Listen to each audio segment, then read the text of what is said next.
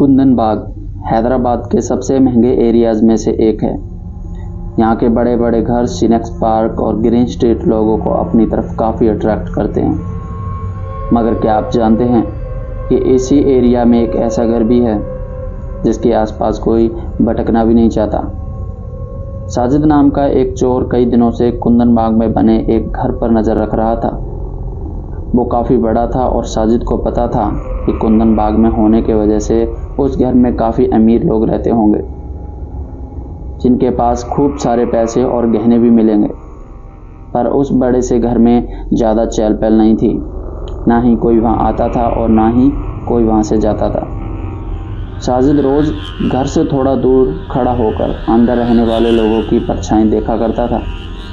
वो ये नोटिस करता था कि आखिर घर में कौन कौन था और वो लोग रात में कितने बजे सोने चले जाते थे। साजिद ने एक रात उस घर में चोरी करने का प्लान बनाया। उस रात कुछ देर तक उस घर से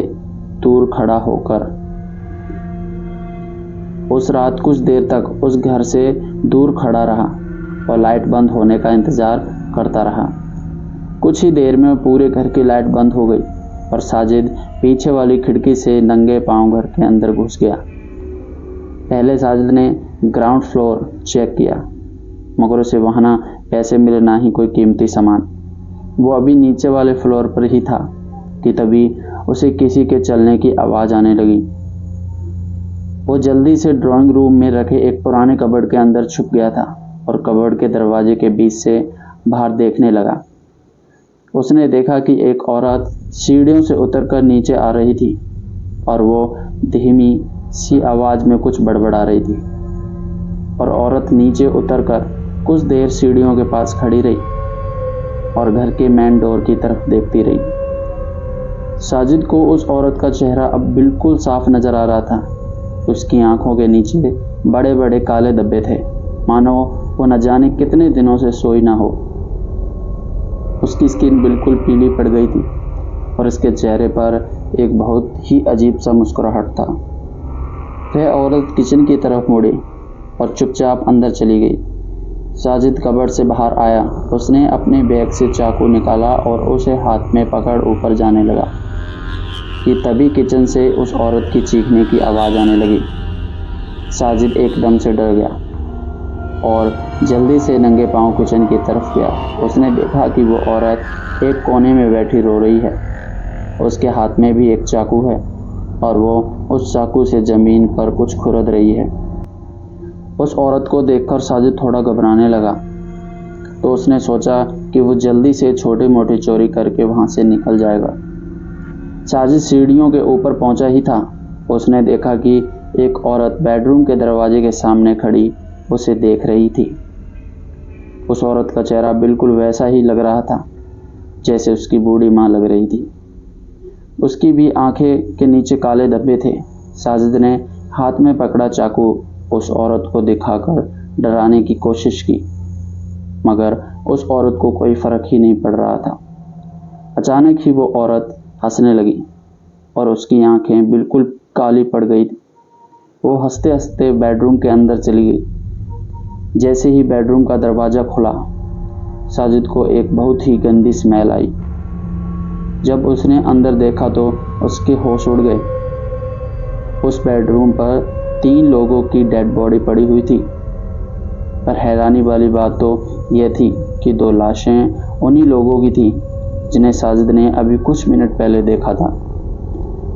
ऐसा लग रहा था कि जैसे उन्हें मरे हुए काफ़ी दिन बीत चुके हैं, क्योंकि उनकी बॉडी डिकम्पोज होने लगी थी, जिसकी वजह से उनसे बहुत ही गंदी स्मेल आ रही थी। यह देखकर साजिद के रोंगटे खड़े हो गए थे। वो सीधा घर के बाहर भागा।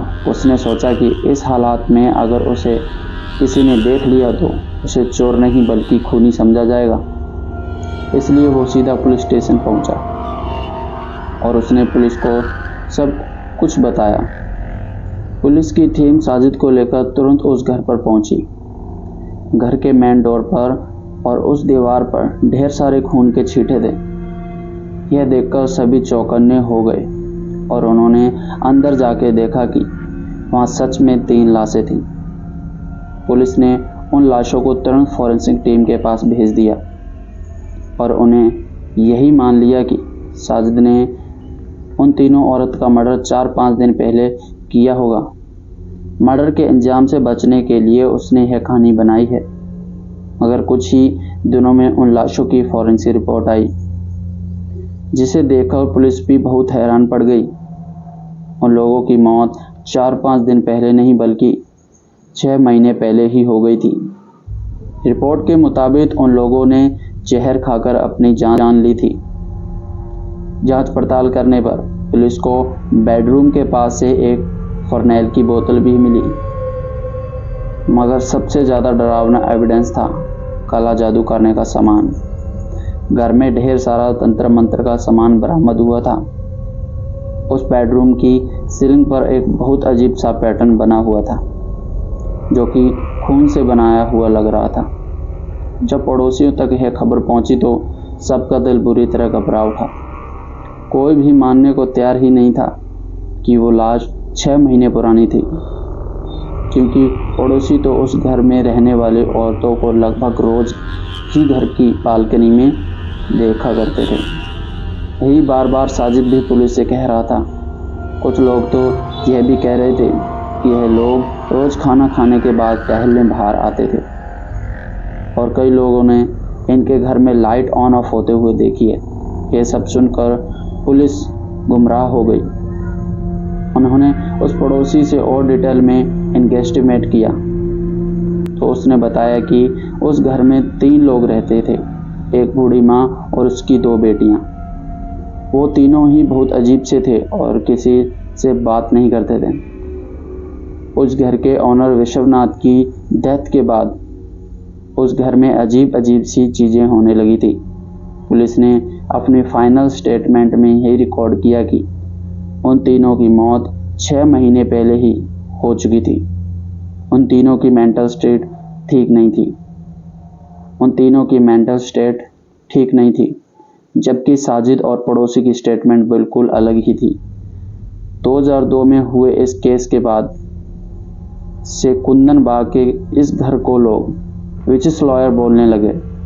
आज के समय में कई टूरिस्ट इस घर को देखने आते हैं और वो यह सोचने की कोशिश करते हैं कि आखिर इस घर में हुआ क्या होगा।